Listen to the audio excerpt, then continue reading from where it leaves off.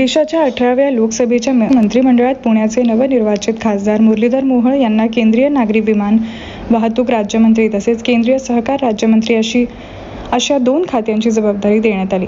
राष्ट्रपती भवन येथील शपथविधीनंतर दिल्लीत त्यांनी या मंत्रिपदाचा कार्यभार सांभाळला. कार्यभार स्वीकारल्यानंतर शुभेच्छा देण्यासाठी पुणे शहरातील भाजप नेते देखील गेले असता माजी उपमहापौर सिंहगड रोड परिसरातील सर्वसामान्यांचे नेतृत्व करणारे ॲडव्होकेट प्रसन्नदादा जगताप यांनी देखील मंत्री मुरलीधर मोहोळ यांची भेट घेऊन अभिनंदन केले. मंत्री झाल्यानंतर मोहोळ पहिल्यांदाच पुणे शहरात आले असता भाजप महायुतीच्या पदाधिकाऱ्यांनी त्यांचे जंगी स्वागत केले. पुणे विमानतळावर मोठ्या संख्येने कार्यकर्ते उपस्थित होते. सदर स्वागत जल्लोषात ॲडव्होकेट प्रसन्नदादा जगताप व मित्रपरिवार देखील मोठ्या संख्येने सहभागी झाल्याचे पाहायला मिळाले. न्यायावर प्रहार धगधगता निखार रणझुंजार पुण्याचा धुरंधर